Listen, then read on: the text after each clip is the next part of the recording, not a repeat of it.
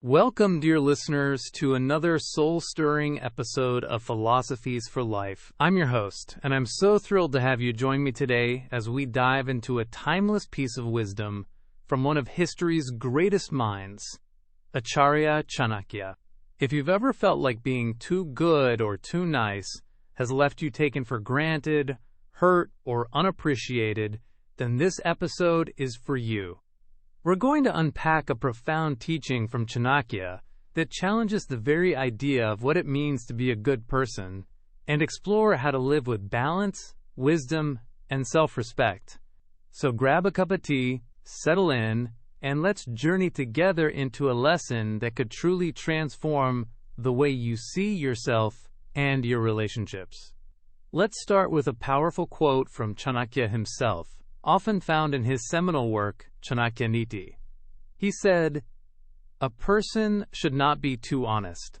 Straight trees are cut first, while the crooked ones are left standing." Now, isn't that striking? At first, it might sound harsh, almost cynical. Don't be too honest. Don't be too good.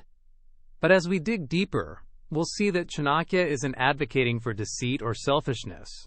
Instead, he's warning us against being so naive or overly accommodating that we invite exploitation.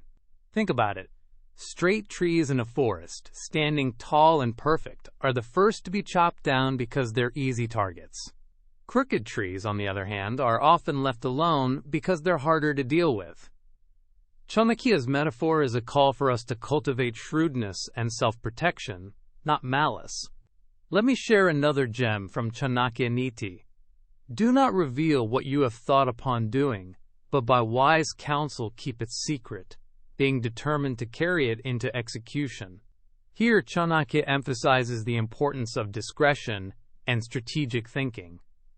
Being overly open or transparent can sometimes make us vulnerable to manipulation. It's not about hiding who you are, but about protecting your dreams, plans, and energy from those who might not have your best interests at heart. Now let's bring this wisdom to life with a story, a dialogue between a master and a man who felt burdened by his own goodness. Picture this. A man approaches a wise master, pouring out his heart. He says, "Master, I'm a good and honest person. I always try to help everyone to keep everyone happy. But people take advantage of me. They mock me, don't take me seriously, and even my family doesn't respect me.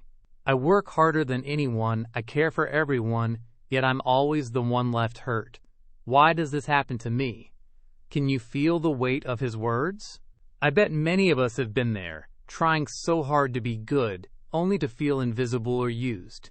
The master listens patiently and then responds with the piercing truth. He says, "You're not truly a good person. You're pretending to be one. Your goodness comes from a desire to be liked, to be praised, to be validated. You're seeking your happiness in others, approval, and that's why you're suffering." Ouch, that must have stung. But the master wasn't done.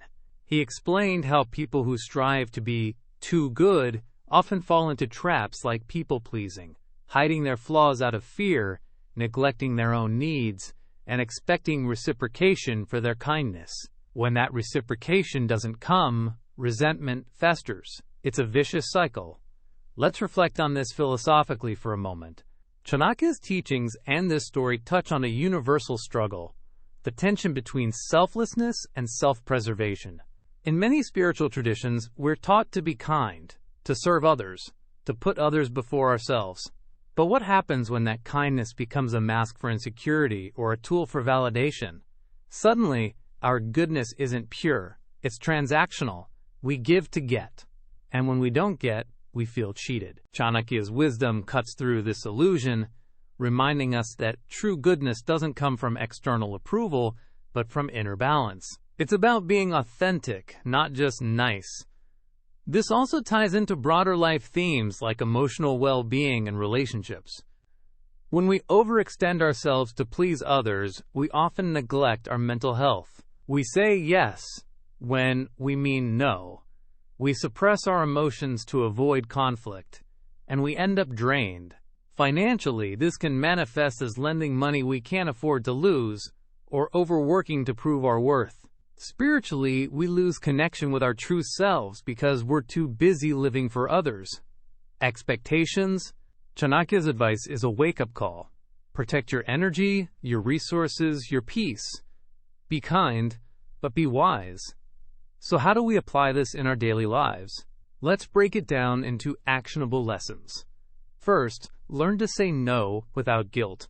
I remember a time when I said yes to every favor, every request, thinking it made me a better person. But I was exhausted, resentful, and had no time for my own dreams. Saying no doesn't mean you're selfish. It means you value your boundaries. Start small. Decline a non-essential task with kindness and see how liberating it feels.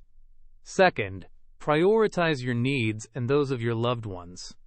Chanakya and the master in our story emphasize being a quote person over a straight one. A thoughtful person knows their worth and ensures their core responsibilities, like family, health, and personal growth, are met before overextending to others. Ask yourself, am I neglecting my own needs to look good in someone else's eyes? Third, let go of the need for approval. This one's tough, I know. We all want to be liked. But as the master pointed out, seeking happiness in others' opinions is a losing battle. Instead, focus on living authentically. Do what aligns with your values, not what earns you applause. When I stopped worrying about being the nice guy and started being true to myself, I found deeper, more genuine connections. Finally, be discerning about who you help. Kindness is beautiful, but it shouldn't be blind. Help those who truly need it, not those who exploit it. Chanakya's metaphor of the crooked tree reminds us to be strategic. Don't make yourself an easy target. Offer support from a place of strength, not desperation for validation. As we wrap up, let's carry these insights forward. Chanakya's wisdom isn't about becoming cold or selfish. It's about finding balance, being kind without being naive, generous without being used, and good without losing yourself. Remember the master's final advice to the man. Don't aim to be a straight person. Aim to be a thoughtful one.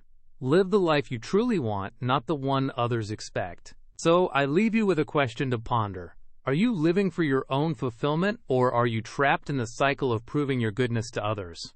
Take a moment this week to reflect on where you can set boundaries, prioritize yourself, and embrace your authentic self. Thank you for joining me on this journey through ancient wisdom and modern reflection. If this episode resonated with you, share it with someone who might need to hear it. Let's keep spreading inspiration, one story at a time. Until next time, this is your host signing off from Philosophies for Life. Stay thoughtful, stay true, and keep growing.